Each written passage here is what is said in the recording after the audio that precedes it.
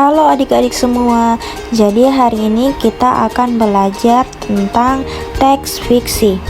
Teman-teman, Indonesia memiliki banyak cerita rakyat yang menjadi ciri khas daerahnya masing-masing. Cerita rakyat ini termasuk ke dalam salah satu jenis dari teks fiksi. Teks fiksi adalah teks yang berisi rekaan atau hayalan yang tidak berdasarkan kenyataan. Salah satu contoh cerita rakyat yang cukup terkenal di Indonesia adalah legenda Malin Kundang. Berikut ini adalah unsur-unsur teks fiksi. Yang pertama, yaitu adanya tema. Tema adalah dasar cerita atau sesuatu yang menjadi pokok terbentuknya suatu cerita. Lalu yang kedua, ada tokoh. Tokoh adalah pelaku cerita atau sesuatu yang mengalami peristiwa dalam suatu cerita. Tokoh dalam sebuah cerita tidak selalu berwujud manusia. Tokoh dalam cerita juga dapat berwujud hewan, tumbuhan, ataupun benda yang lainnya. Yang ketiga adalah alur. Alur adalah rangkaian peristiwa atau kejadian yang terdapat dalam suatu cerita. Lalu yang keempat, ada latar. Latar merupakan keterangan yang menjelaskan keadaan dalam suatu cerita. Dalam teks fiksi, latar terbagi menjadi 3, yaitu latar tempat, latar waktu, dan latar suasana. Dan yang terakhir ada amanat. Amanat adalah pesan yang terkandung dalam sebuah cerita. Teks fiksi terdiri dari beberapa jenis, yaitu yang pertama adalah cerita rakyat. Cerita rakyat adalah cerita zaman dahulu yang hidup di kalangan masyarakat dan diwariskan turun-temurun secara lisan. Cerita rakyat ada 5 jenis. Yang pertama yaitu legenda, kedua cerita jenaka, ketiga sage, keempat fabel, dan yang terakhir adalah mite. Lalu selanjutnya adalah cerpen. Cerpen merupakan cerita pendek yang terfokus pada satu tokoh. Cerpen biasanya tersusun minimal 20.000 kata. Lalu ada novel. Novel adalah karangan cerita atau rekaan yang berisi rangkaian peristiwa kehidupan seseorang beserta orang-orang di sekelilingnya. Novel ini biasanya disusun dalam bentuk buku. Selanjutnya adalah mengidentifikasi tokoh dalam teks fiksi. Dalam sebuah teks fiksi, pasti terdapat tokoh-tokoh yang berperan di dalamnya. Tokoh-tokoh ini dibedakan menjadi 3 jenis.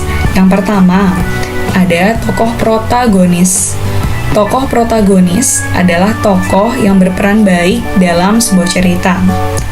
Lalu yang kedua ada tokoh antagonis. Tokoh antagonis adalah tokoh yang berperan jahat dalam sebuah cerita. Dan yang terakhir ada tokoh tritagonis. Tokoh tritagonis adalah tokoh yang menjadi pelengkap atau pembantu dalam sebuah cerita. Oke adik-adik, selanjutnya kita akan belajar pengaruh gaya terhadap benda. Sebelumnya, kita mengingat dulu ya pengertian gaya. Gaya adalah tarikan atau dorongan yang menyebabkan benda bergerak. Sobat cerdas tentu tahu ya bahwa gaya dapat memengaruhi gerakan benda. Lalu apa saja ya pengaruh gaya terhadap benda? Yuk kita mulai dari yang pertama ya. Pengaruh gaya terhadap benda yang pertama adalah gaya dapat memengaruhi benda diam menjadi bergerak. Contoh yang pertama, perhatikan ilustrasi berikut ini. Meja yang semula diam ketika didorong menjadi bergerak. Selanjutnya perhatikan ilustrasi berikut ini. Ilustrasi ini menunjukkan bahwa bola yang ditendang menjadi menggelinding. Hal ini menunjukkan pengaruh gaya terhadap benda diam menjadi bergerak. Contoh yang ketiga, perhatikan pada ilustrasi berikut ini. Mobil yang mogok didorong agar maju. Nah, hal ini juga menunjukkan bahwa gaya itu memengaruhi benda yang semula diam menjadi bergerak. Pengaruh gaya terhadap benda yang kedua. Gaya dapat memengaruhi benda bergerak menjadi diam. Berikut ini contoh gaya memengaruhi benda bergerak menjadi diam, yaitu ketika bola yang ditendang oleh salah satu pemain sepak bola ditangkap oleh penjaga gawang. Atau seperti contoh pada gambar berikut ini, ketika seorang pengendara motor mengerem sepeda motornya, maka ban motor akan berhenti. Jadi menunjukkan peristiwa gaya memengaruhi benda bergerak menjadi diam, bukan?